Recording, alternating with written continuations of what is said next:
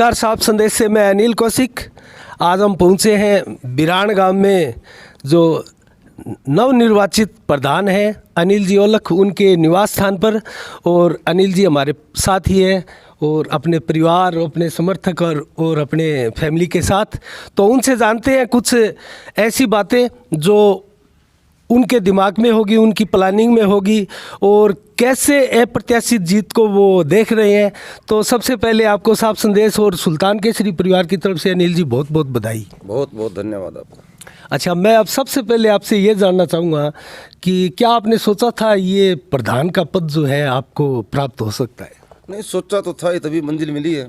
अच्छा, इस अप्रत्याशित जीत के बारे में सोचा था? 17-10 के बारे में ये नहीं सोचा था, क्योंकि हमारे पास 4 थे निर्दलीय और 10 का समर्थन मिल रहा था, तो हमने सोचा 14 हैं। और बाद में 3 क्यों जयदीप टूडी के साथ हमारे पर्सनल रिलेशन है, उसकी वजह से उन्होंने भी अपने को वोट दे दिया और इसकी वजह से बड़ी बढ़िया जीत हो गई, 17 वोट आ गए।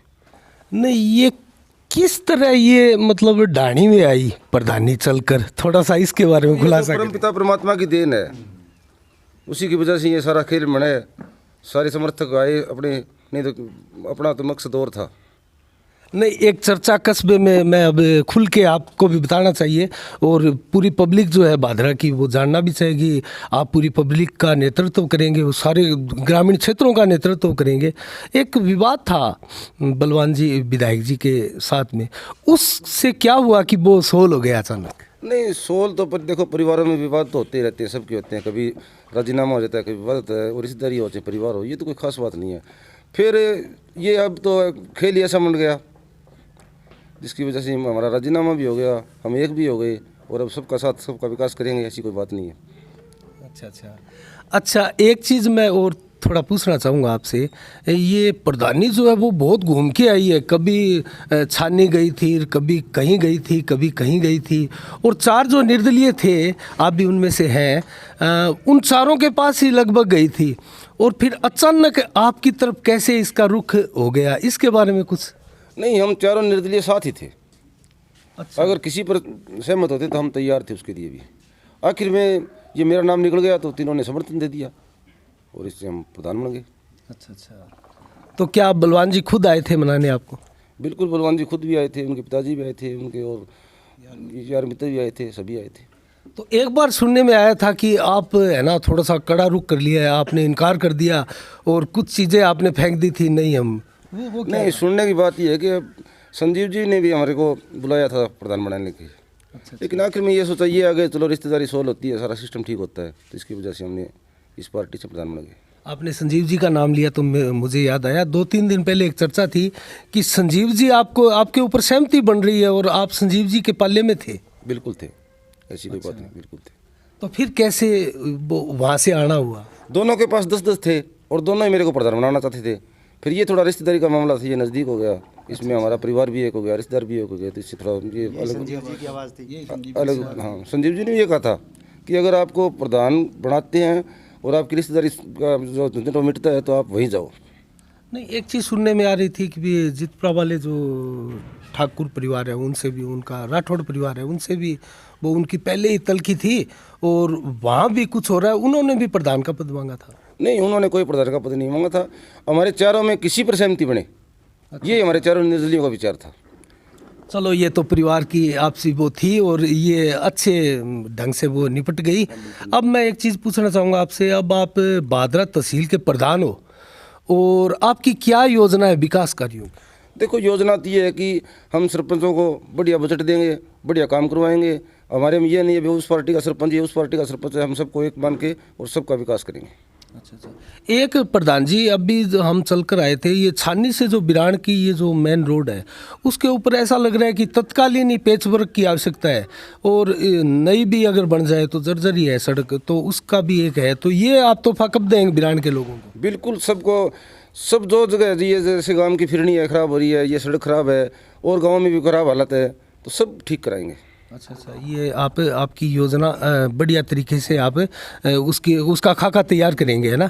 अच्छा, एक और मैं जानना चाहूँगा कि बलवान फगेड़िया जो उप प्रधान के पद पर निर्वाचित हुए और उनके नाम पर पहले प्रधान के नाम की चर्चा थी, तो क्या कहीं कोई भविष्य में वो आड़े आ सकती है, कहीं तलखी?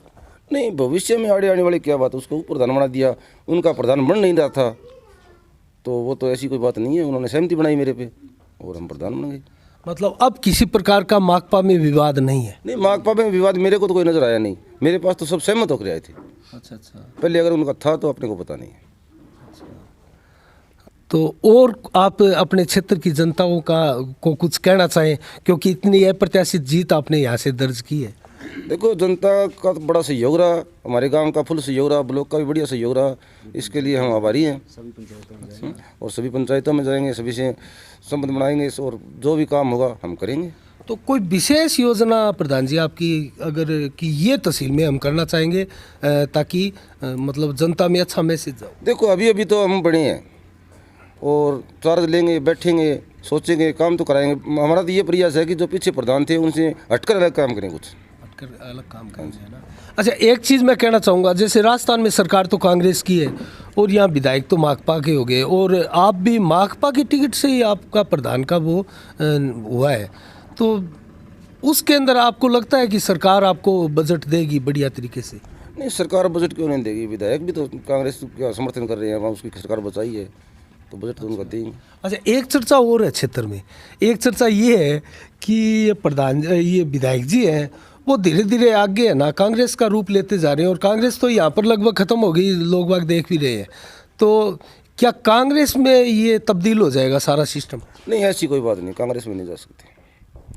कोई जो माकपा का सच्चा सिपाही है वो कभी पार्टी चेंज नहीं करता। जयदीप डूडी जैसे धुरंधर संसदीय सचिव थे और 3 इनकी टिकटें आई थी और तीनों के तीनों माकपा की झोली में आ गई, ये क्या संकेत? तो ये वही नहीं, ये कोई मतलब हमारा पर्सनल संबंध है जयदीप डूडी के साथ, क्योंकि मेरी दादी डूडी थी, लालचंद की बुआ थी, तो हमारा 3 पीढ़ी से आओ जाओ बढ़िया है। अच्छा अच्छा, वो आपके नाम पर ही सहमत होकर आए हैं। तो ये थे हमारे नवनिर्वाचित प्रधान अनिल जी औलख, और हमने इनसे बातें की और बड़ी साफ दिल से और ईमानदारी से इन्होंने जवाब भी दिया है सब चीज़ों का। तो हम अगली कड़ी में और भी जनप्रतिनिधियों से बात करेंगे। इसी के साथ साफ संदेश से मैं अनिल कौशिक, नमस्कार, जय जय भारत, जय जय राजस्थान।